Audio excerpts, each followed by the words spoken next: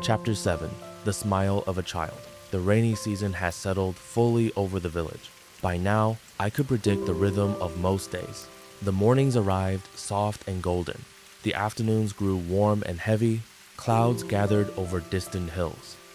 Then rain would fall, sometimes gently, sometimes fiercely, but always with a strange sense of patience, as though the sky itself understood there was no need to hurry. One morning, I woke earlier than usual. The village remained quiet. Mist drifted across the river. The air smelled of wet grass and earth. Somewhere far away, a rooster announced the arrival of a new day. The world felt suspended between sleep and wakefulness. I decided to walk. No destination, no plan, simply walk. The road beside the river curved through the village. Wooden houses stood beneath coconut palms. Small gardens overflowed with flowers. Banana trees swayed softly in the breeze. Dogs stretched lazily in front yards. The village was slowly waking. As I crossed a narrow bridge, I noticed a child sitting alone near the water. She appeared to be about 8 years old. A school uniform, black shoes, a bright blue backpack, and an expression of complete concentration. She was feeding fish. Tiny pieces of bread disappeared into the water. Fish gathered instantly. The girl laughed. A genuine, unrestrained laugh. The kind adults rarely allow themselves. Then she noticed me and smiled. Not politely, not cautiously, not socially. Simply smiled. As naturally as the sunrise, I smiled back. The girl waved enthusiastically. I waved too. And somehow, that was enough. The next morning, she was there again. And the morning after that, eventually, our routine became predictable. I would walk across the bridge. She would feed fish. We would greet one another.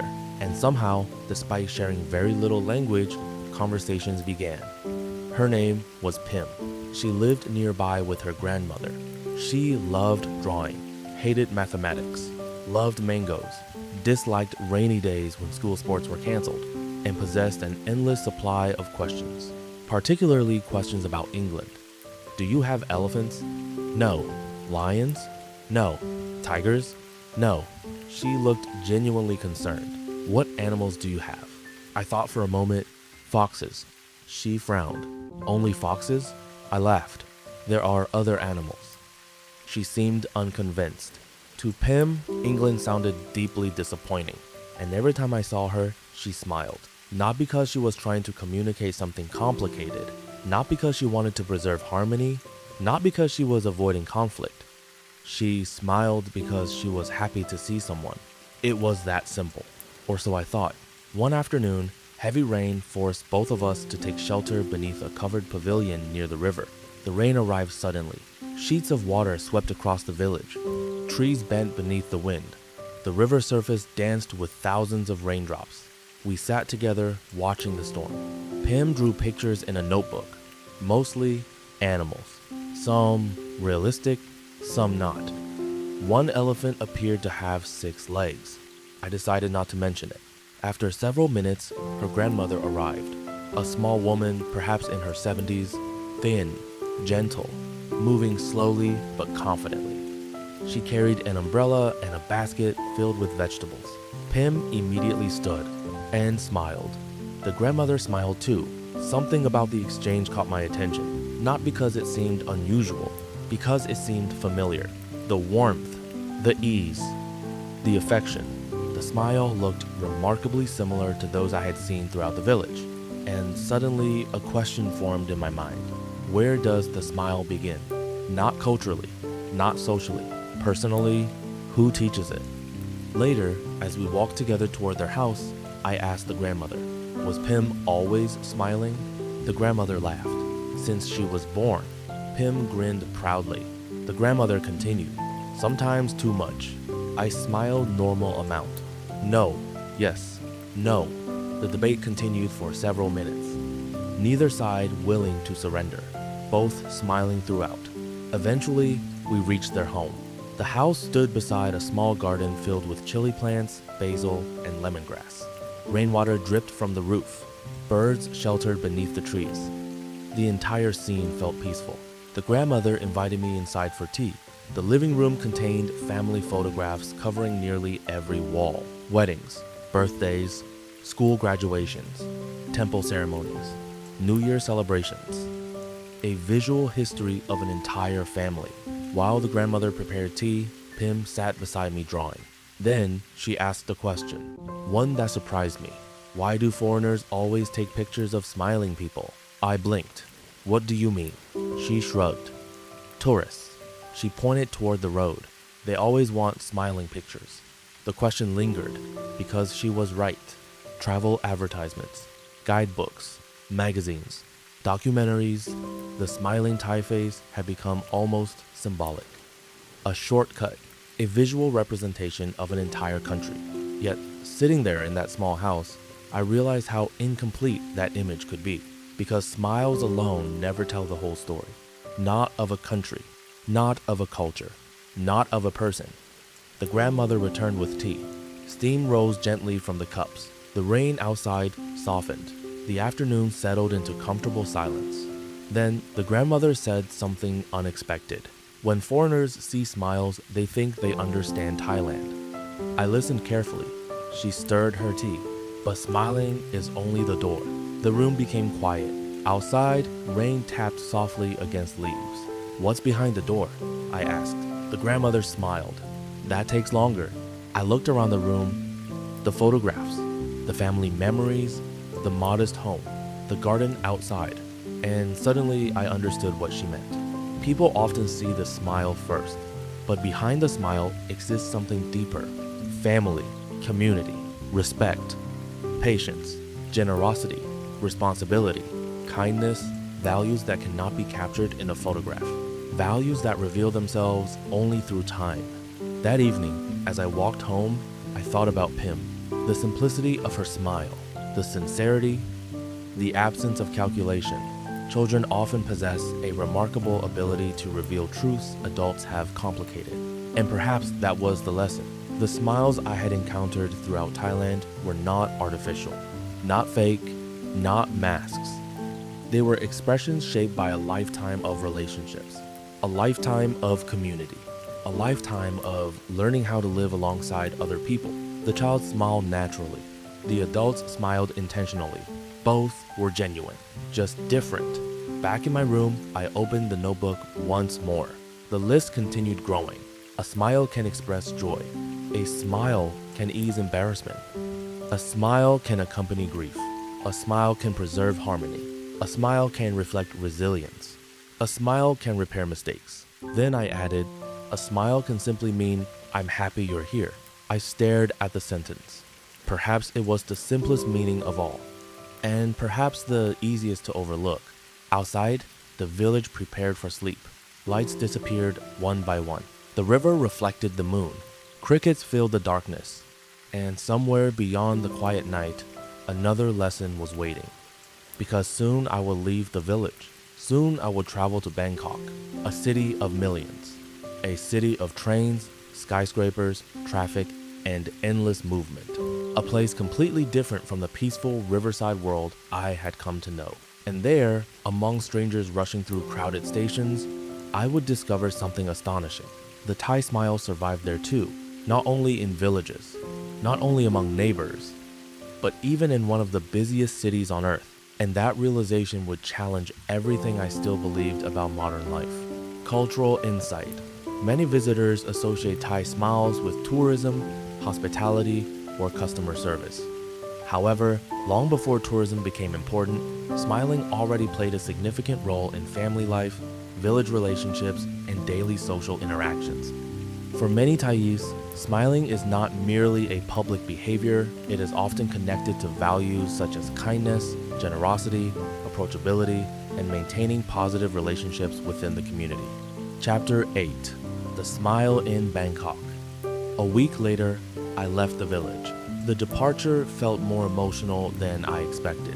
When I first arrived, I had intended to stay 3 days, perhaps 4. Instead, I had stayed more than a month, long enough to recognize faces, long enough to know which dogs slept beneath which houses, long enough for people to stop treating me like a visitor, long enough for the village to feel, in some small way, like home. The morning I left, The sky was clear. Sunlight shimmered on the river. Mist drifted slowly above the water. The village moved through its usual routines. Children walked to school. Fishermen prepared boats. Shop owners swept their entrances. Life continued. Nisha drove me to the bus station.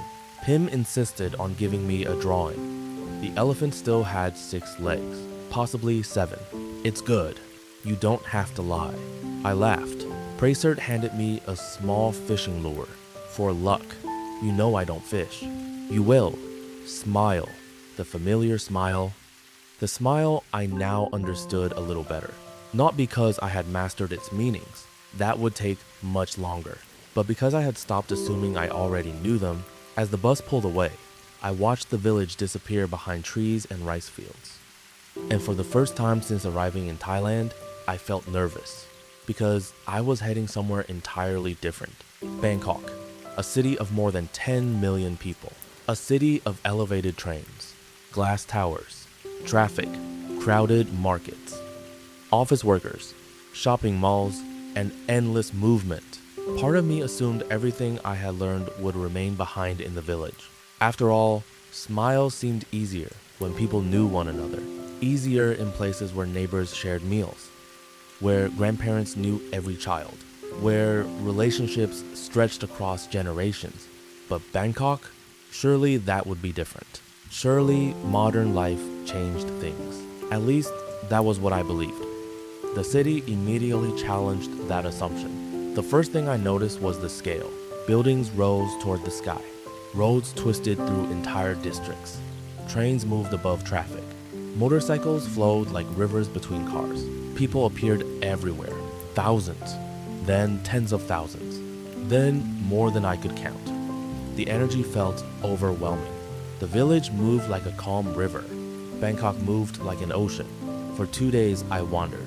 Markets, temples, parks, shopping centers, coffee shops, train stations. Everywhere I looked, life unfolded at extraordinary speed. Office workers hurried toward meetings. Delivery drivers navigated impossible traffic. Students rushed between classes. Tourists studied maps. Street vendors served endless streams of customers. And yet, despite the pace, I kept noticing something familiar. Smiles, not constantly, not everywhere, but enough. A train employee helping a confused passenger. Smile. A food vendor greeting a regular customer. Smile. 2 office workers sharing a joke during lunch. Smile. A security guard opening a door. Smile. The context had changed. The city had changed. But something remained. Still, I wasn't entirely convinced. Village life and city life were different worlds. Perhaps I was simply noticing what I wanted to see. Then came the train ride. And everything changed again. It happened on a rainy Thursday evening. The rain began just after sunset. By 9 o'clock, Bangkok shimmered beneath countless reflections. Streetlights, headlights, neon signs, skyscraper windows. Everything reflected from rain-soaked streets. The city looked almost unreal. I had spent the evening exploring and completely lost track of time. By the time I reached the BTS station, the platform was nearly empty. The electronic sign announced one of the final trains of the night. I stepped aboard. The carriage contained perhaps 10 passengers. A nurse in uniform, 2 students, a middle-aged businessman, an elderly woman carrying shopping bags, a young couple sitting quietly together, and me. The doors closed. The train moved. Outside, Bangkok drifted past like a dream. Rain streaked across the windows. Skyscrapers glowed against dark clouds. The city seemed both awake and asleep at the same time. For several stations, nobody spoke. Passengers stared at phones, looked out windows, rested. Then something happened. At one station, an elderly woman struggled to lift a heavy shopping bag. Before she could ask for help, the businessman stood. He carried the bag for her. The woman smiled. The businessman smiled. The exchange lasted perhaps 5 seconds. Nothing extraordinary. Yet, somehow, it felt important, because no words were necessary. Only recognition. Human beings acknowledging one another. The train continued. A few stations later, another event occurred. One of the students accidentally dropped his phone. The device slid across the floor, straight toward the doors. 3 passengers reacted simultaneously. The nurse, the businessman, and the elderly woman all reached for it. The student recovered the phone. Everyone laughed. Everyone smiled. Then returned to whatever they had been doing before. A tiny moment, yet somehow it transformed the atmosphere. The carriage no longer felt like a collection of strangers. It felt briefly like a community. Temporary, small, but real. I found myself thinking about the village, about Prosser, Pim, Nisha, Chai, and suddenly I noticed a pattern. The smile wasn't dependent on location. It wasn't a village behavior or a city behavior. It was a relationship behavior, a way of acknowledging shared humanity, whether among lifelong neighbors or complete strangers riding the same train. The realization stayed with me as the train approached its final stations. Rain continued falling outside. The city lights blurred across the windows. The carriage grew quieter. Then the elderly woman unexpectedly sat beside me. She noticed the fishing lure hanging from my backpack. "You fish?" A friend gave it to me. She smiled. "Good friend." "Very?" The conversation lasted only a few minutes. Yet somehow she learned I was from England, that I had spent time in a village, that I was trying to understand Thailand. When I explained my fascination with smiles, she laughed softly. "Still studying?" "Yes." "Learn anything?" I thought carefully. Quite a lot, actually. But how could I summarize it? Finally, I answered, "I think smiles mean more things than I realized." The woman nodded. "Yes." Then she said something that would become one of the most important entries in my notebook. "A smile is not the reason people are kind." She looked out toward the rainy city. "The smile is the result." The train slowed. The announcement for her station echoed through the carriage. She stood, collected her shopping bags, then smiled once more. A simple smile, and stepped onto the platform. The doors closed. The train moved away. Yet her words remained, because suddenly everything connected. The village, the funeral, the festival, the storm, the child feeding fish, the strangers on the train.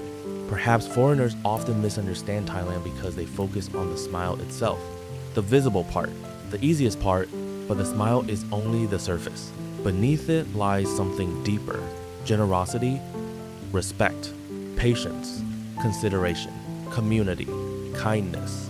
The smile is not the cause, it is the reflection, like moonlight on water, visible only because something deeper exists beneath the surface. That night, back in my hotel room, I opened the notebook. The pages had become almost full. I reviewed everything I had written. A smile can express joy. A smile can hide embarrassment. A smile can accompany grief. A smile can preserve harmony. A smile can show resilience. A smile can repair mistakes. A smile can welcome others. Then I added, a smile is often the visible result of kindness. Outside, rain continued falling across Bangkok. The city glowed beneath clouds and neon lights. Somewhere below, millions of people continued moving through their lives, working, dreaming, worrying, loving, trying their best. And I realized my original question had begun to change. When I arrived in Thailand, I wanted to know, do Thai people really smile all the time? Now, a different question seemed more important. Why do so many people choose kindness even when life is difficult? Because perhaps that question led closer to the truth. And the answer, surprisingly, would arrive in one of the busiest places in Bangkok. A place where patience should have been impossible. A place filled with traffic, crowds, delays, and frustration. Yet somehow, there too, the Thai smile survived. Cultural insight. Thailand is often called the land of smiles, but many Thais would argue that smiles are not the foundation of Thai culture. Rather, smiles often emerge from deeper cultural values, such as kindness, nam jai, respect, karop, consideration for others, patience, community support, social harmony. The smile is often visible because these values are being practiced beneath the surface. Chapter 9. The Smile in the Traffic Jam. Before coming to Thailand, there was one thing I thought I already knew about Bangkok: traffic. Even people who had never visited Thailand seemed to know about Bangkok traffic. Travel blogs talked about it, taxi drivers joked about it, documentaries mentioned it. Friends who had visited warned me, be prepared, leave early, very early. And my personal favorite, if Google Maps says 30 minutes, bring snacks. After several days in the city, I understood why. Bangkok moved, but not always quickly. Sometimes it flowed beautifully. Sometimes it crawled. And sometimes it appeared to enter a state somewhere between movement and complete philosophical acceptance. The lesson arrived on a Friday afternoon, naturally, because traffic seems to possess an extraordinary ability to appear exactly when people least want it. The day began beautifully. Blue skies, warm sunshine, a light breeze. Everything felt perfect.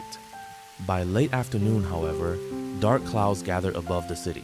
The air became heavy. The wind shifted. People glanced upward. Street vendors began covering products with plastic sheets. Motorcycle drivers searched for raincoats. Office workers accelerated their journeys home. Everyone knew what was coming. The rain arrived at exactly the wrong moment. It was magnificent and terrible. Within minutes, sheets of water poured from the sky. Roads disappeared beneath reflections. Cars slowed. Motorcycles vanished beneath colorful ponchos. Pedestrians crowded beneath awnings and train stations. And traffic surrendered completely. I happened to be inside a taxi at the time, a bright green and yellow taxi. The driver introduced himself as Somchai. He appeared to be in his 50s, calm eyes, neat shirt, a small Buddha amulet hanging from the mirror, and, of course, a smile. Not constant, but easy. When the traffic stopped moving entirely, I expected frustration. Perhaps not anger, but certainly frustration. Instead, Somchai sighed gently, then smiled. Big rain, big traffic. He nodded, very big, and somehow seemed entirely at peace with the situation. Outside, thousands of vehicles stretched in every direction. Red brake lights reflected across wet streets. Skyscrapers disappeared behind curtains of rain. The city looked like a watercolor painting slowly dissolving. We moved perhaps 20 meters in 10 minutes, then stopped again. I glanced at the clock. The journey was becoming ridiculous. Somchai noticed. You are worried? A little. Smile. No need. I laughed. We haven't moved. True. More smile. I looked out the window. The traffic situation appeared hopeless. Yet, strangely, Somchai's calmness was contagious. Because he wasn't pretending the problem didn't exist. The traffic clearly existed. The rain clearly existed. The delay clearly existed. But becoming angry would not remove any of them. And somehow, that simple reality seemed deeply understood. For a while, we sat quietly, listening to rain strike the roof, watching Bangkok move at the speed of a sleepy turtle. Then something interesting happened. A delivery driver on a motorcycle stopped beside us. The rain had soaked him completely. Somchai lowered his window. The driver smiled. Somchai smiled. A brief conversation followed. I understood almost none of it, yet both men laughed. The light changed. Traffic advanced 3 meters. The motorcycle disappeared. The entire interaction lasted perhaps 20 seconds, yet it somehow improved both men's day. Another small human connection. Another small smile. Later, we passed a bus stop overflowing with stranded commuters. Rain continued pouring. A woman beneath an umbrella shifted slightly, making room for someone else. Smile. The second person smiled too. Farther ahead, a street vendor handed a plastic bag over a puddle to a customer who couldn't reach without getting soaked. Smile. The customer smiled back.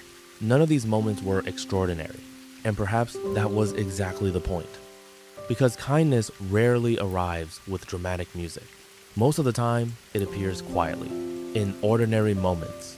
By now, traffic had become almost absurd. 2 hours had passed. We were still nowhere near my destination. I expected Somchai's patience to eventually disappear, yet somehow it remained. Finally, curiosity overcame me. How are you still smiling? He laughed. You have been studying Thai smiles too long. I laughed. Maybe. Rain continued falling. The windshield wipers moved rhythmically, back and forth, like a metronome measuring the pace of the city. Somchai considered the question, then answered carefully. When I was younger, I became angry. I listened. Traffic, smile, rain, smile, other drivers, smile, everything. I nodded. That sounded familiar. Then he shrugged. Nothing changed. The simplicity of the statement made me laugh, because it was difficult to argue with. No matter how angry I became, he gestured toward the endless line of vehicles ahead. Traffic remained traffic. We both laughed. Outside, thunder rolled across the city. The rain slowly began weakening. The gray sky brightened slightly. Buildings emerged once again from the mist, and traffic, almost miraculously, started moving. Slowly, very slowly, but moving. The entire city seemed to exhale. Cars accelerated. Motorcycles surged forward. Buses resumed their routes. Life continued. As we finally approached my destination, Somchai pointed toward the road ahead. See? What? The traffic ended. I smiled. Eventually. Everything eventually. The statement lingered, because it sounded like advice, not about traffic, about life. Perhaps that was why so many of the people I had met seemed patient, not because they lacked problems, not because difficulties didn't frustrate them, but because they understood something simple. Most situations eventually change. Storms pass. Traffic clears. Grief softens. Mistakes get fixed. Arguments fade. Life keeps moving, sometimes slowly, but it moves. When we finally arrived, I paid the fare, then added a generous tip. Somchai looked surprised.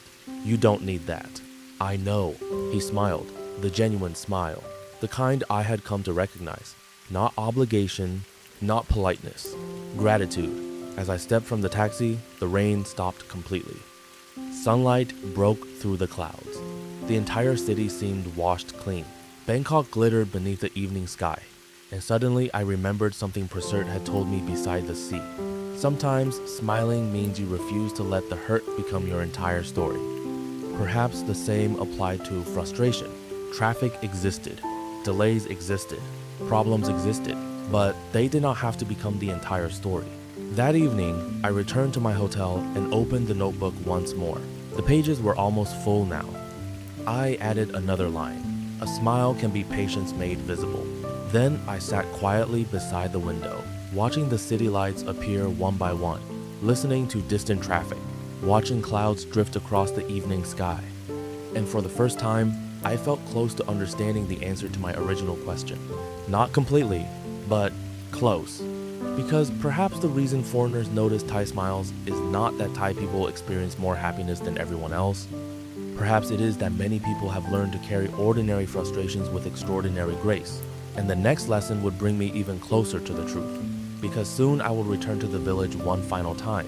And there, during a quiet evening beside the river, Nietzsche would ask me a question. A simple question. One that would force me to examine not Thailand, but myself. Cultural insight. Patience Hwamoton is often highly respected in Thai culture. While people certainly experience frustration, many everyday situations encourage a practical attitude. Accept what cannot immediately be changed. Focus on maintaining good relationships. Avoid escalating stress unnecessarily. Adapt rather than resist. This mindset can sometimes appear as calmness or smiling, even during inconvenient situations, such as traffic, delays, weather disruptions, or crowded public spaces. Chapter 10. The Question Beside the River. A few days later, I returned to the village. Not because I needed to, not because anyone had asked me to, but because something inside me felt unfinished. Bangkok had been fascinating. The city had shown me that the Thai smile existed not only in quiet villages and peaceful temples, but also in crowded trains, traffic jams, and endless streams of strangers moving through modern life. Yet, when I thought about Thailand, my mind always drifted back to the river, back to the wooden bridge, back to the fishing boats, back to the evenings filled with insects and distant temple bells, back to the place where the journey had truly begun. The village greeted me exactly as I remembered. The same narrow roads, the same coconut trees, the same dog sleeping in the shade, the same river moving slowly beneath the afternoon sun. And somehow, seeing it all again felt comforting, like opening a book and returning to a favorite chapter. Pim was the first to spot me.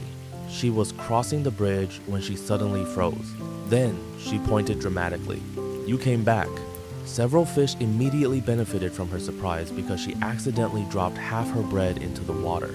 The fish were delighted. Pim was less delighted, but only briefly. Within seconds, she was smiling again. Did England become boring? It was always boring, according to you. Good point. The conversation ended there because she considered the matter settled. Children possess an extraordinary confidence in their conclusions. Later, I visited Presser at the pier. He smiled when he saw me. "I knew you would come back." "How?" "Smile. You left too many friends." The answer felt surprisingly accurate. By evening, I found myself once again sitting outside Molly's cafe. The same metal roof, the same wooden tables, the same smell of coffee, the same soft rhythm of village life unfolding around me. And across from me sat Nietzsche, the person who had unknowingly begun this entire journey. The sun was setting, golden light reflected across the river. Birds moved between trees. The air felt cool and comfortable after a brief afternoon rain. For a while, we simply talked. Bangkok, the train rides, the traffic, the people I had met.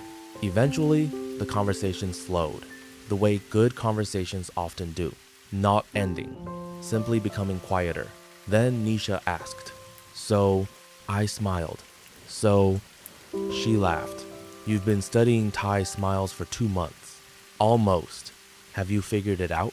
The question seemed simple, yet the longer I considered it, the more difficult it became. Because when I first arrived, I thought there would be a clear answer, a neat explanation, a cultural secret waiting to be discovered. Now I wasn't so sure. "I've learned many things." Nisha nodded. "But there isn't one smile." "Good. There are many." "Better." I laughed. She waited patiently. So I continued. "A smile can mean happiness. Nod. Embarrassment. Nod. Grief. Nod. Patience. Nod. Disagreement. Nod. Forgiveness. Nod. Resilience. Nod."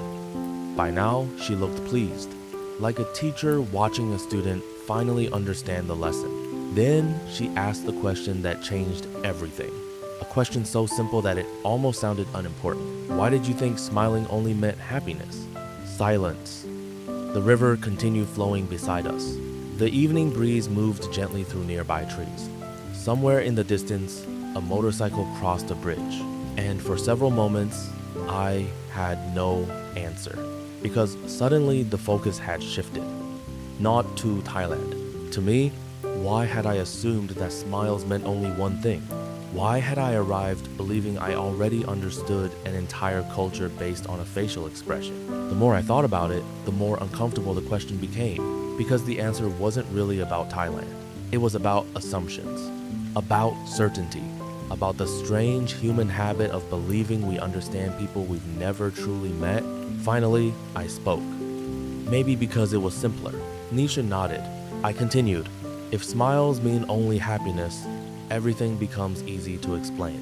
Yes, if Thailand is just the land of smiles, then I don't have to learn anything deeper." Another nod. The sky slowly darkened above the river. The first stars appeared, and suddenly I realized something profound. The biggest misunderstanding wasn't that Thai people smiled all the time. The biggest misunderstanding was believing that one description could ever explain millions of people. No country is that simple. No culture is that simple.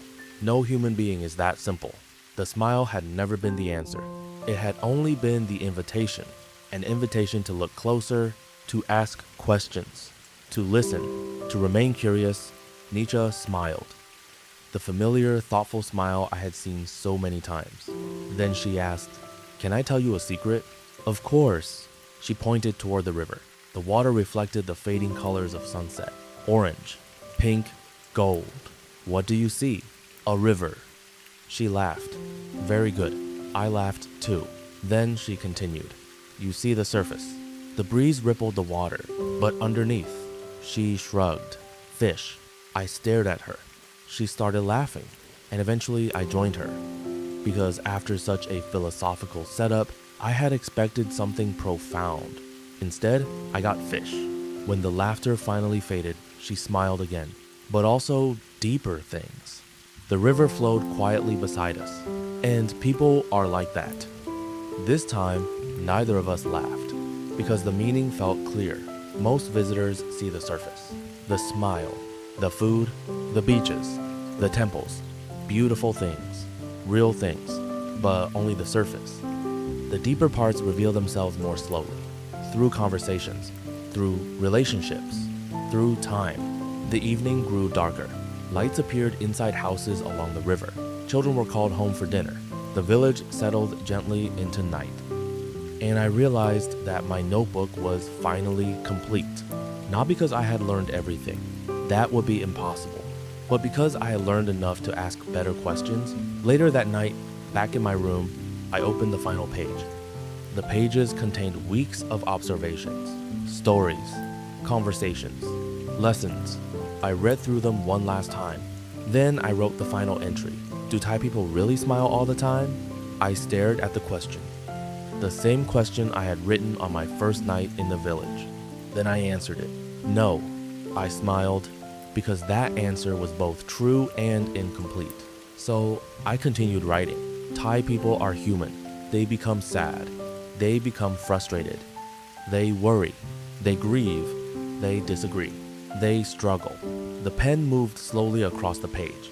But many people have learned that a smile can carry more than happiness.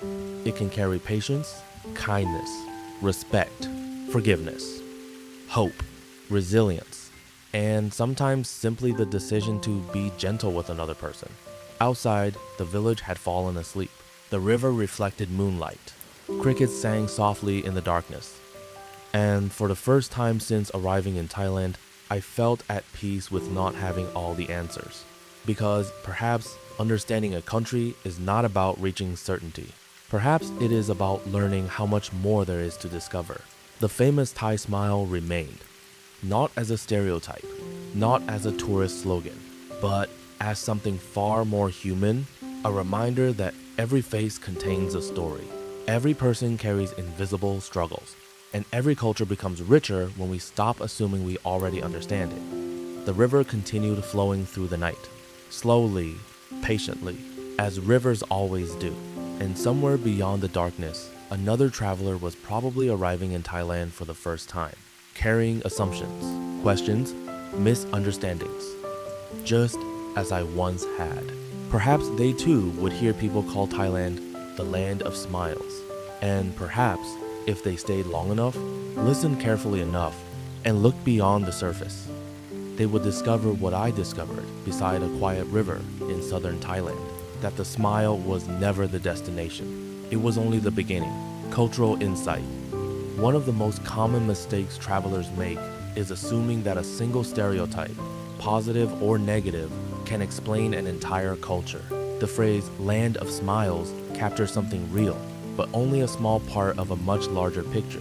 Thailand, like every country, is filled with complexity, diversity, contradictions, challenges, and beauty. The smile is often not the conclusion. It is the invitation to look deeper. Chapter 11. The Smile Nobody Saw. By the time I returned to Bangkok, I believed my journey was nearly complete. Not because I had learned everything, far from it, but because the question that had brought me to Thailand seemed answered, or at least answered well enough. The notebook was full.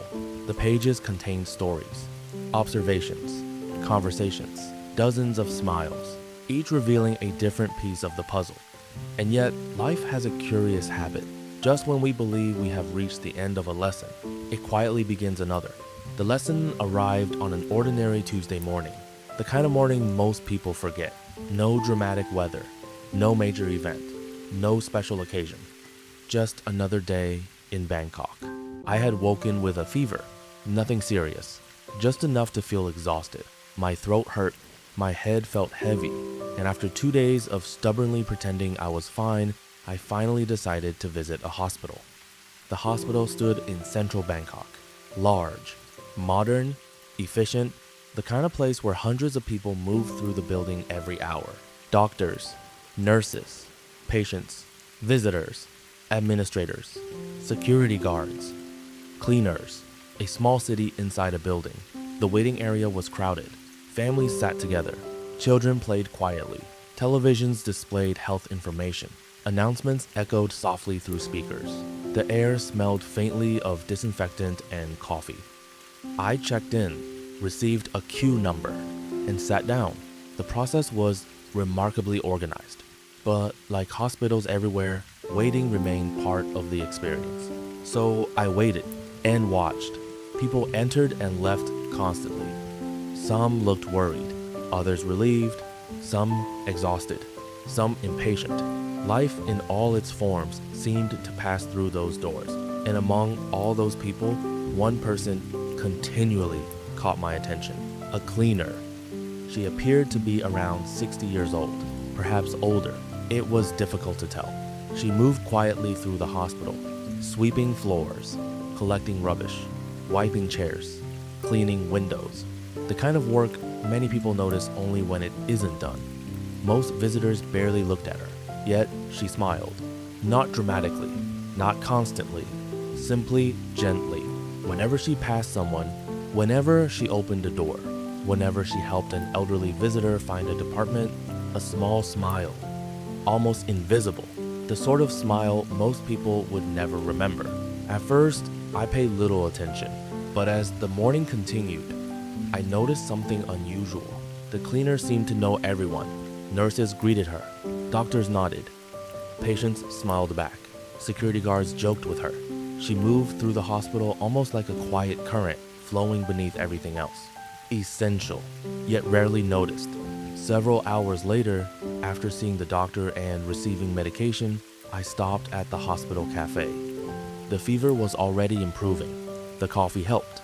The air conditioning felt wonderful, and by coincidence, the cleaner sat at the table beside mine during her break. For a few minutes, we simply drank coffee in silence. Then she noticed my notebook. "You write stories?" Her English was simple but clear. A little. She smiled. "About Thailand?" I laughed.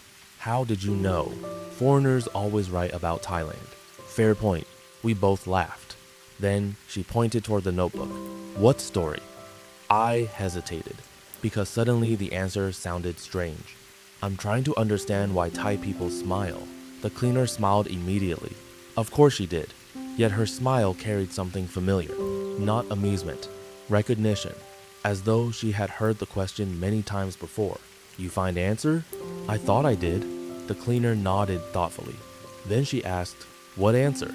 I explained. The funeral, the village, the fishermen, the train, the traffic jam. The cleaner listened carefully, never interrupting, never rushing. When I finished, she nodded. Good answers. Something about the way she said it suggested there might be more. And there was. Because after a moment, she asked, "Can I tell you something?" I immediately recognized that sentence. In Thailand, it often preceded an important lesson. "Please." She looked around the cafe. Doctors rushed past outside. Patients moved through hallways. Phones rang. Announcements echoed. Life continued. Then she pointed toward the hospital corridor. "People see doctors." I nodded. "They see nurses." Another nod. "They say thank you." Smile. Then she pointed toward herself. "Nobody sees cleaner." The statement wasn't bitter, not angry, simply factual, and somehow that made it more powerful. I looked down at her hands, the hands that spent every day cleaning floors, helping visitors, keeping the hospital comfortable for strangers, the hands most people never noticed. Then she smiled again, the same gentle smile, and suddenly I understood something. This smile wasn't connected to funerals, or embarrassment, or disagreement, or patience. It was something else entirely, something quieter. "Does that bother you?" I asked. She thought for a moment, then shook her head. "No." Smile. "I do my work." The answer felt simple, yet somehow profound. Because modern life often teaches us to seek recognition, praise, attention, validation. Yet here sat someone whose daily acts of kindness passed largely unnoticed. And she seemed completely at peace with that reality. The cleaner sipped her coffee, then continued, "My grandmother teach me. I listened. When you help someone." She paused. "Don't count." The words settled quietly between us. The hospital sounds faded into the background. "What does that mean?" She smiled. "Don't count how many times. Pause. Don't count who thanks you. Pause. Don't count who notices." The lesson felt strangely beautiful and unexpectedly difficult, because most of us count more than we realize.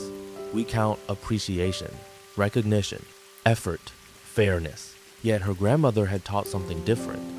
Help because help is needed, not because applause might follow. The cleaner finished her coffee, then stood. Her break was ending. Work waited. Before leaving, she smiled one final time. The same small smile, the one most people never noticed. And then she said something I would later place on the final page of my notebook. The best smile is sometimes the one nobody sees. Then she returned to work, disappearing into the flow of the hospital, quietly helping people who might never remember her name. The rest of the day passed normally, yet her words stayed with me. Because suddenly, I realized something important. Most of the smiles I had studied involved interaction, a smile exchanged, shared, returned. But what about the smiles given when nobody was watching? The smiles attached to quiet acts of service. The smiles connected not to social harmony, but to generosity itself. That evening, I walked through Bangkok slowly. The city glowed beneath the setting sun. Street vendors prepared dinner. Office workers headed home. Motorcycles moved through traffic. Life unfolded everywhere. And for the first time, I noticed something I had overlooked before. Small acts of kindness hidden throughout the city. A worker carrying boxes for an elderly woman. A shop owner offering water to a delivery driver. A student helping a tourist read a map. None of them dramatic. Most would never become stories. Yet together they formed something larger. The invisible foundation beneath daily life. Perhaps that was what the cleaner had been trying to show me. The smile itself mattered, but the spirit behind it mattered even more. Back in my hotel room, I opened the notebook. Only one page remained. I stared at everything I had written over the past weeks. Then I added another entry. A smile can accompany service. A smile can exist without recognition. A smile can be an expression of generosity. Then I wrote, "The deepest smiles may be the ones nobody notices." Outside, Bangkok shimmered beneath the evening sky. The city felt different now, not because it had changed, because I had, and although I didn't know it yet, one final chapter remained. One final conversation. One final discovery. Not about Thailand, not about smiles, but about why people travel in the first place. Because sometimes we leave home believing we are going somewhere new, only to discover we are actually meeting parts of ourselves we never knew existed. Cultural insight. A concept often associated with Thai culture is namjai, which can be translated loosely as generosity, kindness, and a willingness to help others without expecting anything in return. While the exact expression varies from person to person, many everyday acts of assistance in Thailand are motivated not by obligation or recognition, but by a quiet desire to make life a little easier for someone else. In this context, a smile can become a natural extension of service rather than a request for appreciation. Chapter 12, the journey was never about smiles. The morning I left Thailand began before sunrise. Bangkok was still half asleep. The streets were quieter than usual. The traffic lighter, the air cooler. For a brief moment, the city seemed to pause between yesterday and tomorrow, between night and morning, between departure and arrival. My flight would leave shortly after dawn. The suitcase stood beside the hotel door. The notebook rested inside my backpack, every page filled, every chapter complete. Or so I believed. Outside, the first traces of sunlight appeared behind distant buildings. The sky slowly transformed from black to deep blue, then purple, then gold. The city was waking, and I was leaving, Strangely, I felt sad. Not the dramatic sadness of loss, not grief, not heartbreak, something softer. The sadness that appears when a meaningful chapter ends. The sadness of saying goodbye to places that changed you, to people who taught you something important, to versions of yourself that will never exist again, because travel does that. People often imagine travel as discovering new places, and sometimes it is. But the longer I stayed in Thailand, the more I realized something unexpected. The journey had never really been about discovering Thailand, at least not entirely. Part of the journey had been discovering myself, discovering assumptions I didn't know I carried, certainties I had never questioned, stories I told myself about other people, stories I told myself about the world, and perhaps most importantly, stories I told myself about what mattered. The taxi arrived, a different driver this time, yet somehow familiar, the same easy politeness, the same calm voice, the same quiet smile. Bangkok slid past the window, street vendors preparing breakfast, monks collecting alms, workers opening shops, students waiting for buses. The ordinary beauty of another day beginning, life continuing, as it always does. By the time we reached the airport, the sun had fully risen. Golden light reflected from glass walls. Travelers moved in every direction. Suitcases rolled across polished floors. Announcements echoed overhead, the familiar choreography of departure. Check-in, security, passport control, waiting, the universal rituals of travel. Eventually, I found myself sitting near the departure gate. A large window overlooked the runway. Aircraft moved slowly beneath the morning sun. The sky was perfectly clear, and for the first time in weeks, I had nowhere to go, nothing to do, no one to meet, only time, so I opened the notebook one final time. The first page appeared. Why do Thai people smile so much? The question felt almost innocent now, like something written by a different person, because in many ways it had been. I slowly turned the pages. The fruit seller, the market, the funeral, the fisherman, the festival, the child on the bridge, the traffic jam, the hospital cleaner. Each story remained alive on the page, each smile carrying its own meaning, and suddenly I realized something remarkable. Not one person had given me the same answer. Not one, because there was no single answer, only many small truths, pieces of a larger picture, fragments of understanding, and somehow that felt right. Life rarely offers simple explanations. Why should cultures be any different? I closed the notebook, then noticed someone sitting nearby, an older man, perhaps 70. He was reading a newspaper, slowly, carefully, the way people read when they are in no hurry. After a few minutes, he glanced toward my notebook. "You finished?" His English was excellent. I smiled. "I think so." He nodded, then pointed toward the notebook. "What was the story?" I laughed. "It's a long story. I have time." There was something familiar about the answer. So I told him, not every detail, just enough. The villages, the conversations, the smiles, the questions. The old man listened quietly, occasionally nodding, occasionally smiling, never interrupting. When I finally finished, he folded his newspaper, then asked, "What did Thailand teach you?" The question seemed simple, yet somehow it felt larger than anything that had come before, because it wasn't asking what I had learned about smiles, or villages, or culture. It was asking what remained after all of that, what stayed. The runway shimmered beneath morning sunlight. Aircraft moved slowly in the distance, and for several moments, I searched for the answer. Finally, I found it. That people are more complicated than stereotypes. The old man nodded. "Good," I continued, "and kinder than I expected." Another nod, and that listening matters more than assuming. Smile. Then I paused, because there was one more thing. Perhaps the most important thing. I learned that understanding takes time. The old man's smile widened. Yes, we sat quietly for a moment, watching planes taxi across the runway.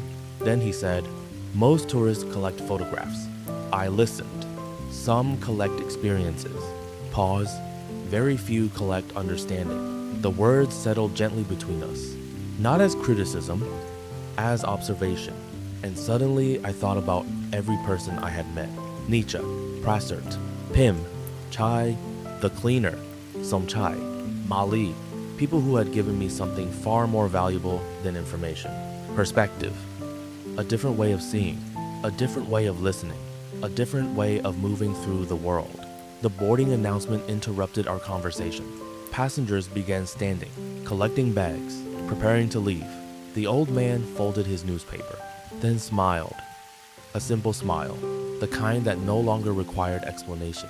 Safe journey. Thank you. We shook hands, then joined the flow of travelers moving toward the aircraft. A few minutes later, I looked back. The old man remained near the gate, watching the runway, and somehow I knew I would never see him again.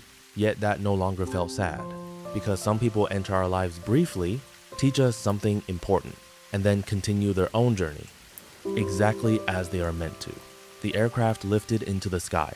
Bangkok grew smaller beneath the clouds. Roads became lines. Buildings became shapes.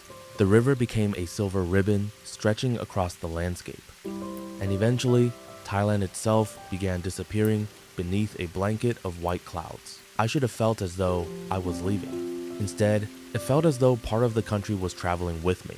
Not physically, in memory, in perspective, in the quiet lessons hidden inside ordinary moments. I thought about the original question one last time. Do Thai people really smile all the time? The answer remained the same. No. And yes. No, because Thai people are human. They experience every emotion, every difficulty, every challenge, just like everyone else. And yes, because many people choose to meet those experiences with patience, kindness, humility, humor, grace. Not always, not perfectly, not universally, but often enough that visitors notice. Often enough that the world gave Thailand a nickname, the Land of Smiles, a nickname that is both true and incomplete. Because the smile is only the visible part, the deeper story lives beneath it, in generosity, in relationships, in resilience, in community, in the countless small acts of kindness that rarely appear in guidebooks. The aircraft climbed higher. Sunlight flooded the cabin. The clouds stretched endlessly in every direction. And somewhere between Thailand and home, I finally understood something. The journey was never about smiles. The smiles were simply the doorway. The real journey was learning to look beyond the doorway, to remain curious, to listen, to question assumptions, and to remember that every person in every country carries a story deeper than whatever first appears on the surface. Outside the window, the morning sky seemed endless, bright, peaceful, boundless. I closed my eyes, and for a moment, I could almost hear the river again. The insects, the rain on Molly's roof, the laughter of a little girl feeding fish, the distant sound of fishing boats returning home. Thailand fading gently into memory, not as a destination, but as a lesson, a quiet lesson carried on the smile of a stranger, and perhaps the beginning of a different way of seeing the world. Final cultural insight. The phrase Land of Smiles is meaningful not because Thai people are always happy. It is meaningful because many smiles in Thailand carry values that reach beyond happiness. Kindness, patience, respect, resilience, generosity, social harmony, compassion. The smile is often not a mask, nor is it always an emotion. Sometimes it is a choice, a small expression of how people wish to treat one another despite the challenges of everyday life. The end. Before I came to Thailand, I thought I understood the Thai smile. When I left, I realized I had only begun to understand people. Thailand still holds countless stories waiting to be discovered. If you would like to continue this journey together, I hope to see you again in the next story from Thailand Through Eyes. And if there is somewhere in Thailand you wish to visit through story, leave your suggestion below. Perhaps our next journey will begin there.